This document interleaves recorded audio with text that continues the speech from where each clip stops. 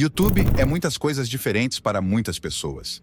Para os espectadores, pode ser um lugar para aprender fatos interessantes que o apresentador já esqueceu antes mesmo de terminar de dizê-los. Talvez você procure vídeos para se divertir, como canais de videogames. Talvez seja fã de comédia ou goste de assistir a programas de notícias sobre celebridades. Mas o YouTube não precisa ser uma experiência passiva. Você não só pode curtir, comentar e se inscrever, como também a seção de comentários dos vídeos tem sido usada pelos espectadores para todo tipo de coisas. Crianças coreanas em idade escolar recorreram às sessões de comentários de vídeos obscuros para usá-las como suas próprias salas de bate-papo pessoais.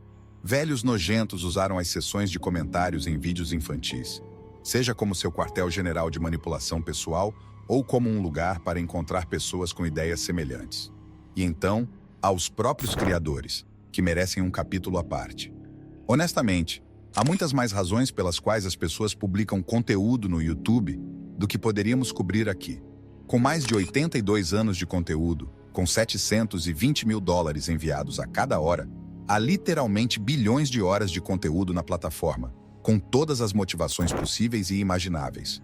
Então, vamos dar uma olhada em algumas delas que são relevantes para o episódio de hoje. Alguns criadores de conteúdo estão completamente falidos criativamente e apenas seguem as tendências atuais, publicando qualquer coisa que acreditem que obterá cliques para ganhar mais dinheiro. A outra motivação importante para o episódio de hoje é um grito desesperado por ajuda.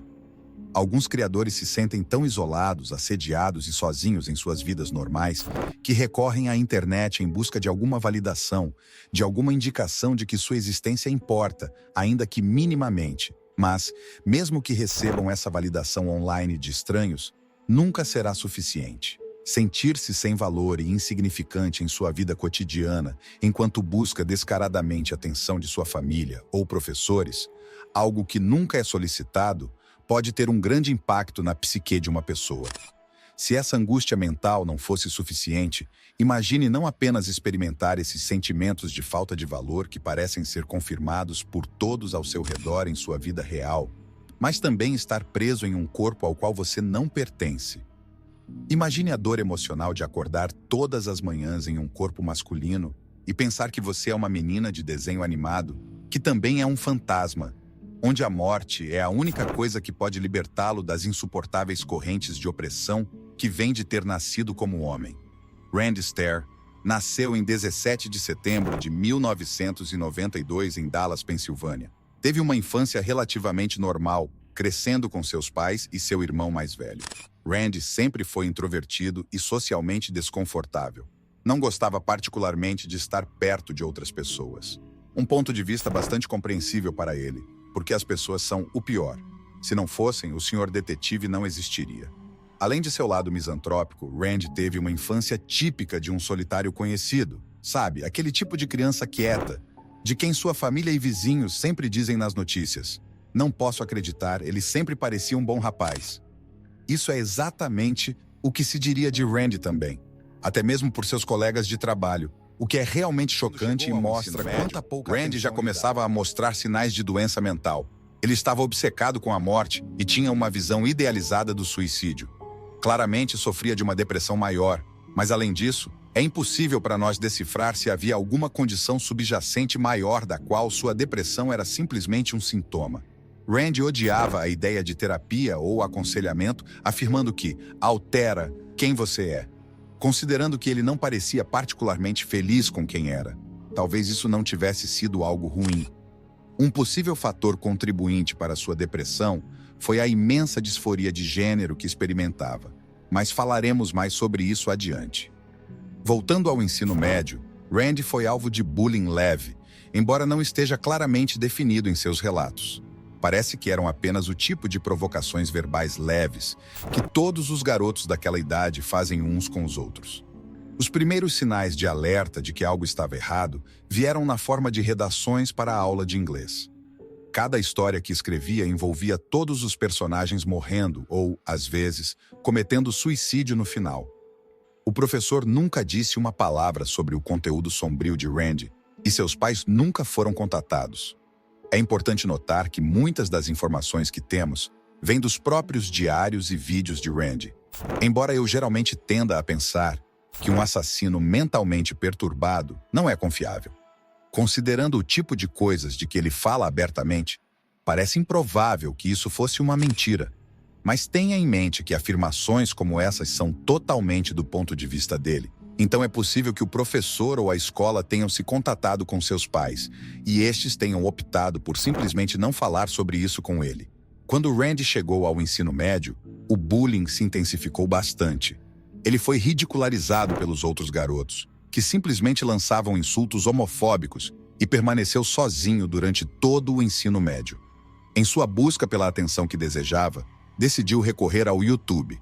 Em 9 de junho de 2008, Randy abriu seu primeiro canal no YouTube, Pioneer Productions. Especificamente usava o nome de Andrew Blaze Online. Mas vamos ficar com Randy, porque ele odiava seu verdadeiro nome e eu não me importo com os sentimentos de assassinos. O primeiro ano de vídeo se perdeu completamente no tempo.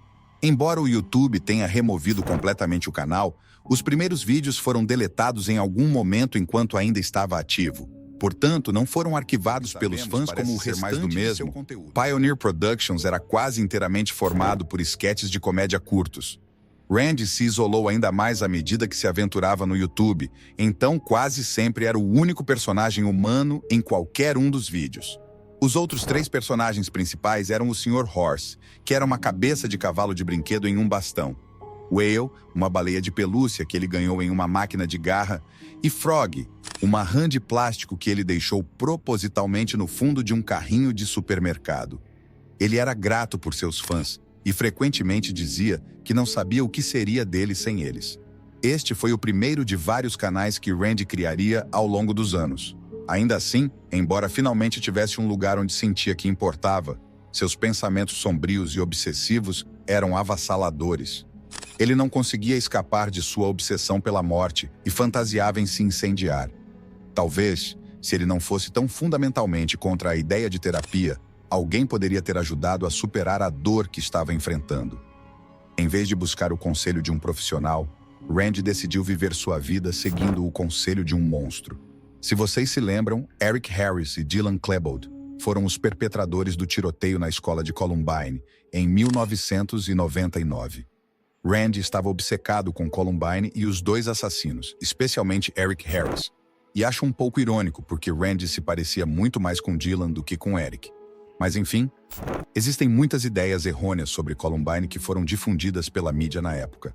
A maior ideia errônea é que Eric e Dylan eram marginalizados impopulares que se vingaram de seus colegas de classe após anos de bullying, e isso quase certamente foi o que atraiu Randy a eles. Mas também é completamente inventado, porque de alguma forma era mais fácil para as pessoas entenderem isso do que o fato de que Eric era simplesmente um psicopata consumado que realmente queria matar pessoas. A verdade é que os assassinos de Columbine provavelmente tinham mais amigos no ensino médio do que você.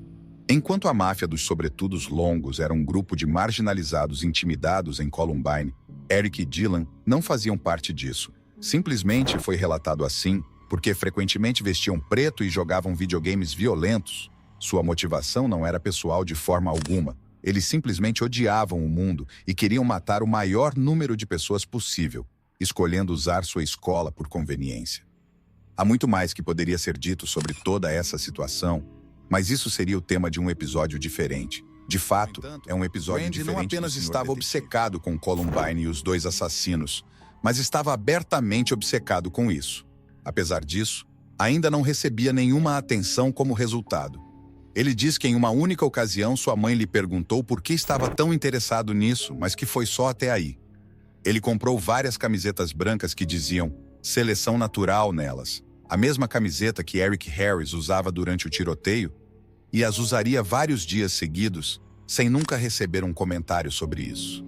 Provavelmente porque a maioria das pessoas não estava ciente desse detalhe curioso e não fazia ideia de que ele estava homenageando um psicopata assassino com o que poderia ser considerado uma camiseta genérica de um adolescente angustiado. Ainda assim, para o obcecado Randy, isso foi um ato muito óbvio e deliberado, e alguém deveria ter falado com ele sobre isso. Mesmo que seus pais, compreensivelmente, não tenham captado a referência. Eu gostaria de pensar que alguém teria perguntado por que ele estava usando a mesma camiseta por 3 dias seguidos, porque isso é nojento. Durante o ensino médio, um amigo do irmão de Randy, Tom, morreu em um acidente de carro. Embora não conhecesse bem Tom, isso afetou profundamente Randy de uma forma importante. E se isso não fosse suficiente, um novo amigo que ele havia feito, Matt, também morreu em um acidente de carro. Em seu diário, ele escreveu: "A morte de Tom tirou a luz da minha vida. A morte de Matt me matou." Randy já pensava e fantasiava muito sobre a morte, e esse trauma o mergulhou ainda mais na escuridão. Em uma transmissão ao vivo em seu canal, ele falou sobre como pensava na morte o tempo todo. Sem mecanismos de enfrentamento saudáveis, ele não tinha ideia de como lidar com essas mortes. Mas, em vez de receber ajuda, ele receberia de carro próprio. Se havia alguma parte dele que ainda não estava quebrada, o acidente de carro se certificou de cuidar disso. Confrontado com sua própria mortalidade, Randy agora considerava a perspectiva de envelhecer, e essa ideia o aterrorizava.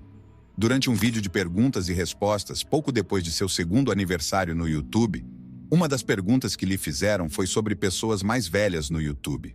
Na época, ele disse que era algo legal e que não via razão pela qual a plataforma deveria ser dominada por adolescentes angustiados. Ele também pensava que os YouTubers mais velhos provavelmente poderiam dar bons conselhos às pessoas, já que haviam feito e visto tanto. No entanto, após seu acidente, sua atitude mudou completamente. De repente, Randy começou a odiar intensamente as pessoas mais velhas. Elas lhe pareciam repugnantes e a ideia de envelhecer era inaceitável. Ele pensava que era estúpido e sem sentido viver além dos 30 anos. Então imagino que ele realmente gostou do filme A Fuga de Logan. Mas esse encontro próximo com a morte não apenas mudou algo no cérebro de Randy, que o fez desprezar as pessoas mais velhas e a ideia de viver uma vida plena e produtiva, como também o mergulhou em sua outra obsessão. Randy estava obcecado com Amber McLean há anos, a ponto de considerá-la uma deusa. Amber era uma garota impopular no ensino médio que sonhava em se tornar uma estrela do rock. Um dia, um garoto que não era Randy a convidou para sair ao cinema, provavelmente como uma brincadeira cruel. Ela esperou por ele durante horas, dizendo a si mesma que ele estava apenas atrasado. A noite toda ela ficou sentada esperando, mas ele nunca apareceu. Quando o sol começou a nascer, ela desistiu e voltou para casa, desabando em sua cama após ter ficado acordada a noite toda. Ela estava tão exausta que não acordou quando o incêndio acidental começou. Logo, toda a sua casa estava em chamas com Amber dentro. Após sua morte, Amber pôde viver seu sonho. Conseguiu alcançar o status de estrela do rock usando seus poderes hipnóticos em sua tentativa de conquistar o mundo. Amber obtinha seu poder das pessoas que diziam seu nome. E se você ainda não percebeu, ela é um personagem de desenho animado. Amber McLean é uma vilã do programa de desenho animado da Nickelodeon chamado Danny Phantom, mas por alguma razão, o programa e o personagem ressoaram profundamente em Randy. Assim como Randy, Amber era uma estudante impopular que queria ser famosa, como alguém que só queria ser vista e reconhecida. Randy também teria obtido poder das pessoas que diziam seu nome, embora, neste caso, fosse metafórico. Amber significava tudo para Randy. Danny Phantom não era apenas um programa fosse realmente importante para ele. Quero dizer que parecia acreditar em todas essas coisas. Que o mundo dos fantasmas do desenho animado e os personagens que o habitavam realmente existiam, e era onde sua vida deveria ocorrer. Randy aceitou o fato de que era uma menina, então, daqui em diante, usarei o pronome ela. Infelizmente, a psique de Randy estava completamente quebrada, e não apenas pensava que era uma menina, mas também que era uma menina fantasma. Ela queria morrer para poder tomar sua verdadeira forma como uma menina fantasma e viver feliz para sempre no além, se divertindo com sua amiga Amber. Não posso enfatizar o suficiente neste episódio que está completamente bem procurar terapia.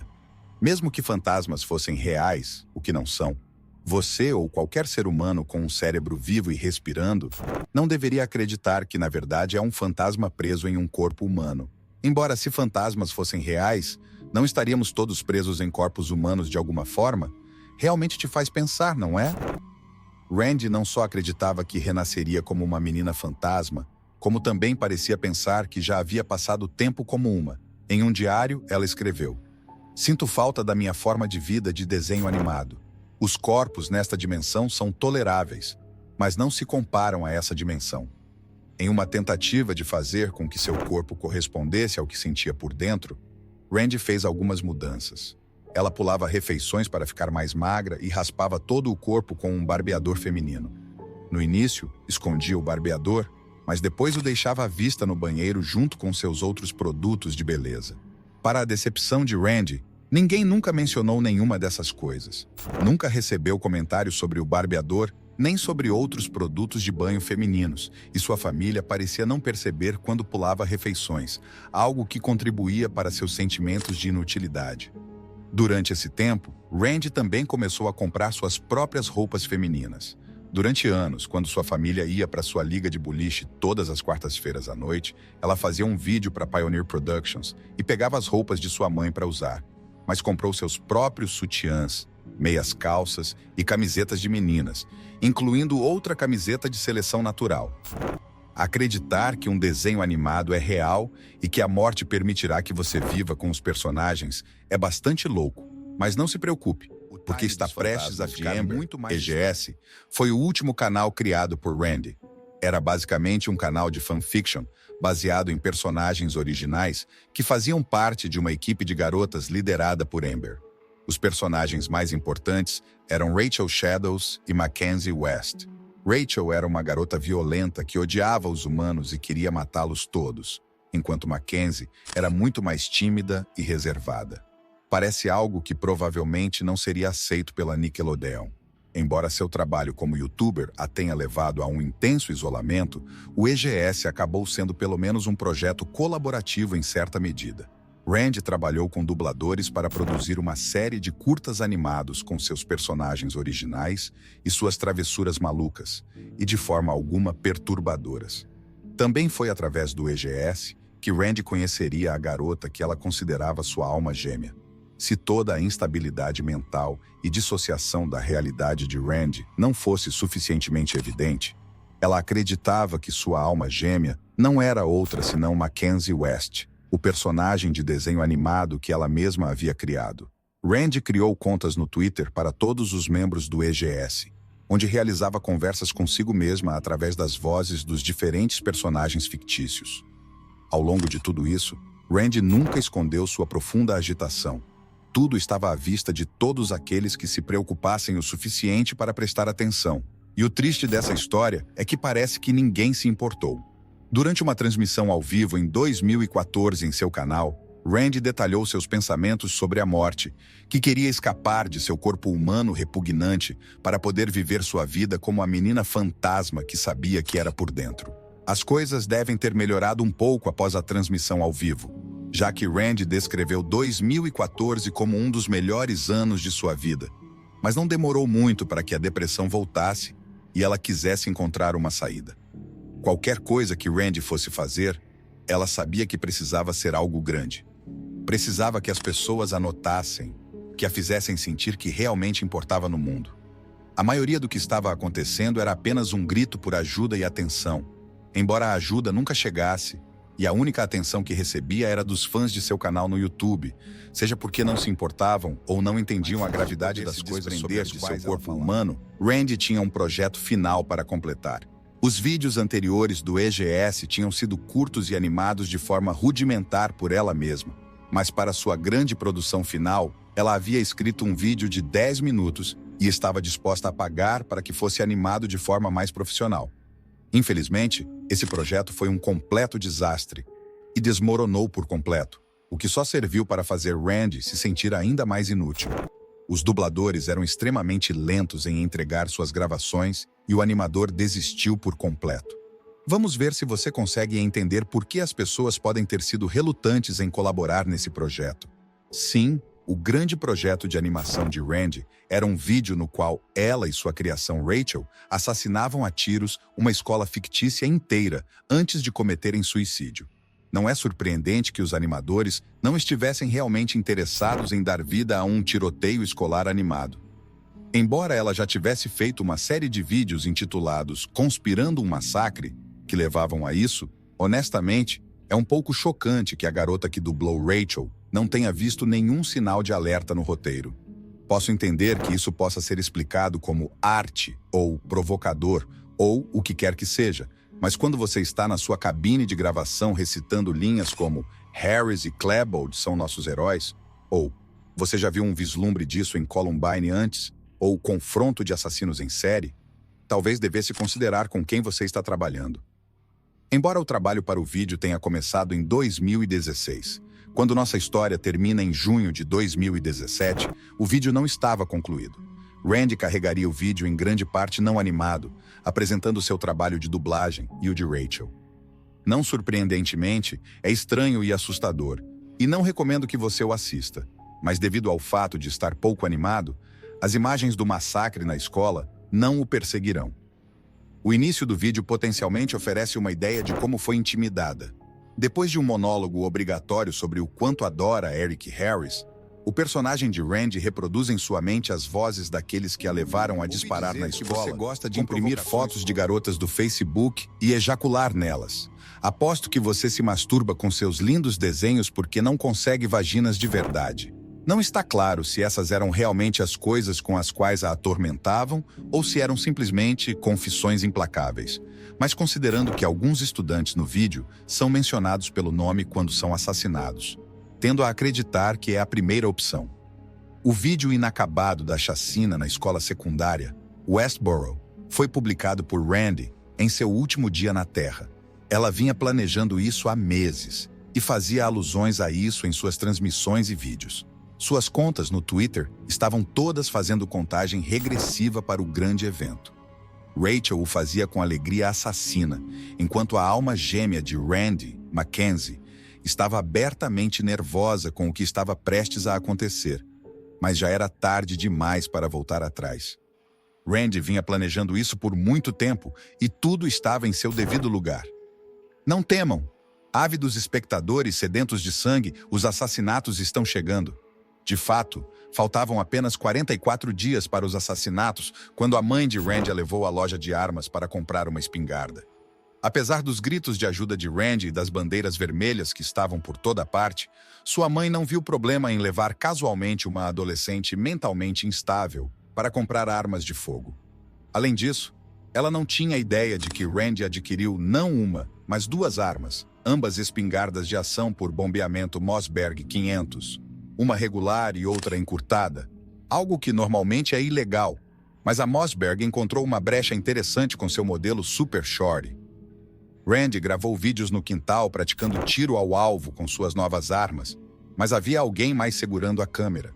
Felizmente, é pouco provável que haja um cúmplice, já que ela estava procurando por um fã que filmasse e publicasse o grande evento, o que felizmente não aconteceu.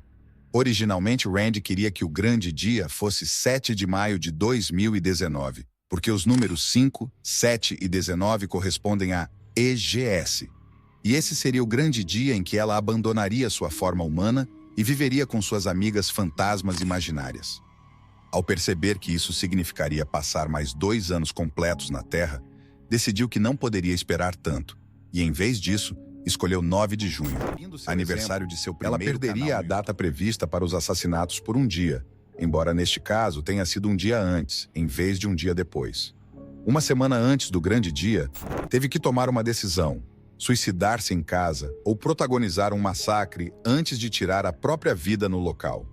Diante de uma decisão tão difícil, a única opção lógica foi lançar uma moeda para o alto e, claro, para manter a integridade do evento, o lançamento da moeda tinha que ser gravado em vídeo.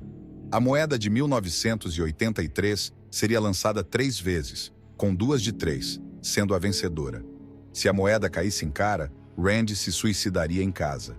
Se caísse em coroa, realizaria o massacre e se suicidaria no local. Randy foi ao quintal para realizar esse jogo de sorte. O primeiro lançamento caiu em coroa. Então, claro, o segundo tinha que cair em cara, deixando tudo no último lançamento. Randy lançou a moeda mais longe do que esperava. Então pegou a câmera para procurá-la na grama, tentando aproximar a imagem com a câmera. Havia caído em coroa. Para mim, Randy parecia extremamente decepcionada ao declarar que era coroa. Ela queria atenção, queria sentir que importava, queria se libertar do corpo masculino, apesar de toda a obsessão com a morte e Columbine. e da fixação doentia com Eric Harris, pessoalmente, não estou convencido de que ela realmente queria matar alguém além de si mesma, mas uma pessoa que acredita que uma dimensão de fantasmas de um programa da Nickelodeon é real, também acreditará no destino. Então ela estava vinculada pelo lançamento da moeda. Tecnicamente, não é especificado explicitamente se a família de Randy teria sido suas vítimas se a moeda tivesse caído em cara. Mas quando viu o resultado, ela disse: "Coroa, o que significa que haverá perda de vidas humanas além da minha? Para mim, isso indica que se tivesse sido realizado em sua casa, teria sido simplesmente um suicídio, em vez de um assassinato-suicídio. Mas por mais meticulosamente que tudo o mais estivesse detalhado e catalogado, não podemos ter certeza absoluta. Todas as peças estavam no lugar. Randy tinha suas armas, havia estabelecido o local e, segundo ela, tudo o que precisava agora era conseguir delineador de olhos. Randy havia trabalhado no supermercado Weis Market por anos. Ela odiava seu trabalho e seu pai era o gerente da loja, o que só piorava sua relação. Quando Randy completou 18 anos, tomou a iniciativa de conseguir um emprego no McDonald's por conta própria. Seu pai ficou orgulhoso dela até que ela pediu demissão 3 horas depois de seu primeiro turno. Os trabalhos de atendimento ao cliente podem ser difíceis, mas caramba, você pode aguentar mais do que algumas horas. Depois disso, o pai de Randy estava constantemente pressionando-a para conseguir um emprego, até que a convenceu a trabalhar no Weis Market, o mesmo emprego do qual ela se queixava constantemente para sua família. Isso alimentou o ódio de Randy pela vida, sem conseguir entender como era esperado que passasse os próximos 30 anos de sua vida, carregando o que ela considerava uma experiência miserável. De 7 de julho de 2017, Randy postou um vídeo estranho em seu canal no YouTube. Era uma visita noturna ao Weis Market, onde trabalhava, mostrando a disposição e todas as saídas de emergência. Naquela noite, Randy chegou para seu turno de fechamento como de costume. Ela não estava fazendo nenhum trabalho, mas nenhum de seus colegas parecia perceber. Isso foi antes de o tiroteio começar. Depois de ter postado anteriormente a disposição da loja ao final de seu turno naquela manhã, Randy estava em seu telefone carregando um projeto final de animação no YouTube. Antes de começar a animação da chacina na escola secundária Westboro, Randy se mostrou carregando 2 espingardas, posando com elas, beijando-as e depois saindo pela porta com uma bolsa cheia de cartuchos, 2 armas e alguns cilindros de propano. Por volta da mesma hora em que o vídeo do Weis Market foi postado, da conta de Rachel Shadows, ela tuitou: "Eu e Randy vamos dar ao mundo uma pequena ideia do que realmente se esconde nas sombras de suas vidas cotidianas." Parece ser um conteúdo provocador genérico fora de contexto, mas dada a natureza dos vídeos que estavam sendo carregados na época, a mensagem era clara, especialmente com a chacina da escola secundária Westboro. Já não havia nada que estivesse remotamente escondido. Randy já não estava levantando bandeiras vermelhas. Estava mostrando um plano de ação. Dado que o último vídeo foi postado horas antes do tiroteio, parecia que ela ainda estava implorando para que alguém, qualquer um, anotasse e a impedisse. Mas ninguém o fez. O turno se estendeu, e à medida que avançava, seus colegas de trabalho estavam concentrados em repor as prateleiras para poderem ir para casa, e não perceberam que Randy estava movendo paletes por toda a loja e colocando-as na frente de todas as saídas para bloquear qualquer caminho de fuga. Pouco depois da meia-noite, ela voltou ao telefone. Na página principal do EGS, postou links para os arquivos de mídia de seu diário e o que chamou de suas fitas de suicídio. E depois se despediu pela última vez na conta do Twitter de Mackenzie. Mas Randy era uma narcisista demente. Então estava se despedindo de si mesma através da voz de sua alma gêmea imaginária, dizendo: "As coisas acontecem por uma razão, boa ou má, e sinto muito que as coisas tenham que terminar assim. Falo em nome de todos nós quando digo que espero que tenhamos conseguido ajudá-lo a passar o dia. Sempre odeio despedidas, mas é mais como um até logo. Obrigado, Mackenzie." Tudo estava pronto para o plano de Randy. Ela até mesmo aplicou delineador preto e estava começando a aparecer um de seus personagens de desenho animado. A única coisa que faltava era colocar um palete na frente da entrada principal, onde havia escondido sua bolsa. Ainda não haviam notado nada, o que, se você já trabalhou no varejo, sinceramente, não é surpreendente. Especialmente quando todos estão focados em terminar seu trabalho para fechar e ir para casa. Havia outros 4 funcionários na loja naquela noite: Victoria Brong, Brian Hayes, Terry Sterling e Kristen Newell. Existem 2 versões diferentes do que aconteceu na loja, mas vamos ficar com a que foi gravada na câmera de segurança CCTV da loja, em vez do testemunho de testemunhas oculares, porque os testemunhos oculares são os piores. Randy foi em direção ao corredor onde Victoria estava repondo prateleiras e atirou em seu peito, ferindo-a enquanto ela se virava. Randy atirou repetidamente na base de seu crânio, mesmo depois que ela já estava morta no chão. Em seguida, foi para o próximo corredor, onde encontrou Kristen trabalhando, assim como Victoria, usando fones de ouvido e completamente alheia ao seu entorno. Tão alheia que não tinha ideia de que Randy estava parada bem atrás dela, com uma espingarda carregada por 5 segundos antes de se afastar, deixando Kristen sozinha novamente no corredor. Depois, Randy foi para outro corredor, onde encontrou Brian e atirou 5 vezes à distância, atingindo-o no braço, peito, cabeça e virilha. Em seguida, localizou Terry, o mais velho de seus colegas de trabalho, e atirou 2 vezes em suas costas, indicando que ele provavelmente estava fugindo. Neste ponto, Kristen ainda estava no corredor repondo prateleiras quando tirou os fones de ouvido e ouviu os disparos. Ela correu para a sala dos funcionários e ligou para o 911, sem saber que já era tarde demais para todos os seus colegas. Em seguida, decidiu que precisava escapar. Depois de ver Randy atirando contra vidros e mercadorias com as costas voltadas para ela, Kristen se aproximou da entrada e conseguiu destrancar a porta por trás do palete, mas ela não se abria, provavelmente porque o palete colocado ali de alguma forma havia afetado o sensor. Kristen conseguiu empurrar a porta com força, até que ela se abriu e fugiu do prédio, escondendo-se atrás de um arbusto. O instinto imediato foi correr em direção a um carro, mas mudou de ideia quando viu o carro de Randy e se dirigiu ao arbusto em vez disso. Realmente quero zombar de quão estúpida parece essa decisão, mas eu também não estaria pensando claramente nessas circunstâncias, então vou deixar passar. De volta ao interior da loja, Randy abriu fogo contra os cilindros de propano que havia levado consigo, esperando que explodissem e destruíssem a loja com ela dentro. Com o quanto cada outra parte de seu plano foi meticulosa, você pensaria que ela teria levado 5 segundos para pesquisar que os cilindros de propano não explodem se você atirar neles.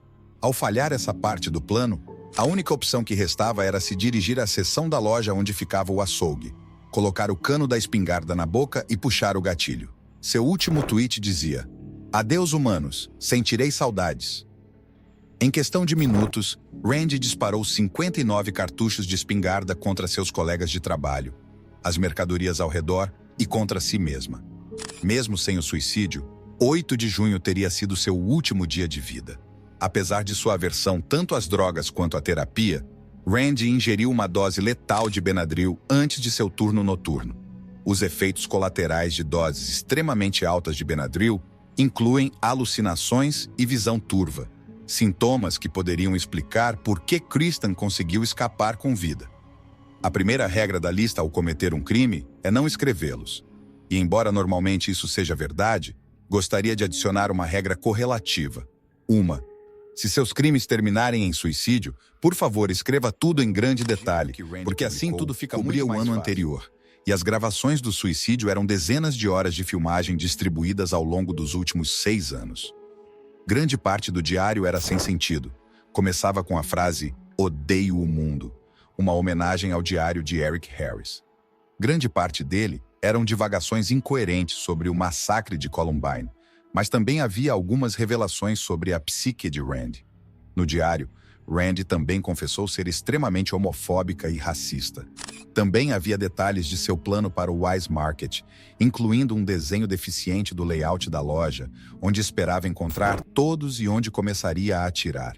Ela até escreveu que não desgostava de Victoria, mas que ela tinha que morrer. Afinal, não se desobedece à sabedoria divina e o resultado de um lançamento de moeda arbitrário. No entanto, os vídeos eram muito mais reveladores. Ao longo dos anos, Randy falou sobre suas lutas com a vida em geral. Foi lá que ela revelou publicamente que era uma menina e criticou repetidamente seus pais por não reconhecerem os sinais de que algo estava errado. Durante 6 anos, falou sobre suas lutas com a saúde mental, os pensamentos de morte e o desejo de ser notada. Também mencionou repetidamente que não sabia onde estaria se não fosse por seus fãs, embora nos últimos dias, antes do tiroteio, até parecesse se voltar contra eles, sentindo que não haviam feito o suficiente. Também proclamou ser uma narcisista e que assistia seus próprios vídeos repetidamente. Mas, quão narcisista era Randy? Em seu quarto, onde gravava seus vídeos, havia pôsteres dos personagens do EGS, e ela deu instruções explícitas à sua família para não jogarem fora os pôsteres, mas sim entregá-los a OS, seus fãs, porque ela havia autografado a parte de trás de cada um. Então poderiam valer muito dinheiro. Levando isso em consideração e que tudo o que Randy fazia era para chamar atenção, teria devastado saber que nem sequer foi notícia nacional. Os analistas de notícias na Pensilvânia cobriram a história extensivamente, mas os meios de comunicação nacionais ainda estavam focados na demissão do diretor do FBI, James Comey.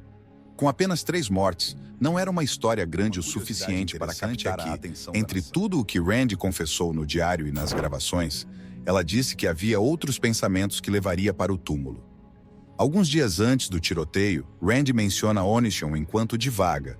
Menciona que parou de assistir Onision porque ele começou a se vestir com roupas do sexo oposto em alguns de seus vídeos.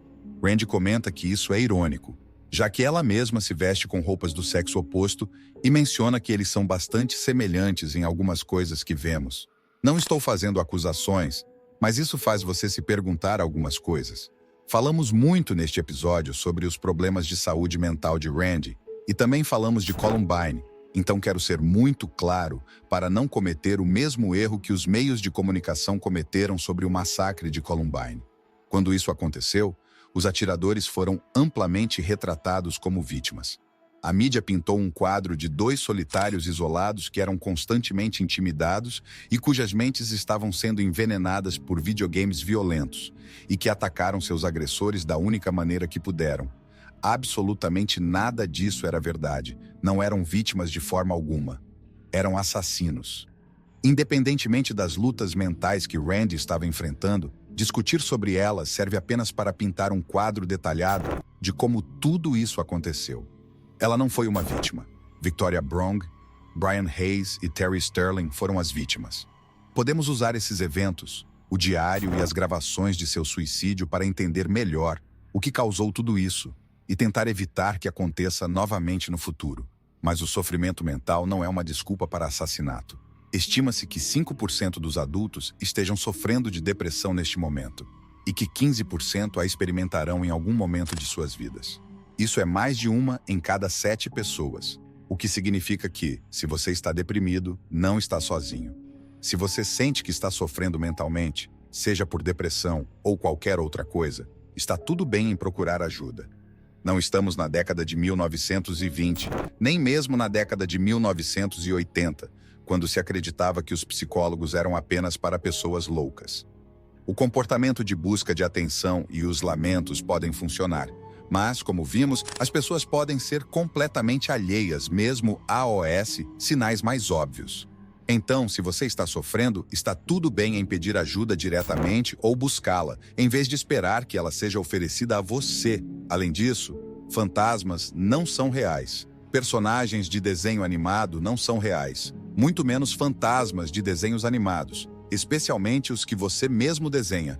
Eles não são reais, nem sua alma gêmea. Estou disposto a deixar passar sua crença em fantasmas em geral, mas se você achar qualquer outra parte da minha afirmação controversa, converse com um psicólogo. Chegados a este ponto, acaso você ainda não viu este outro crime? Eu não perderia, hein?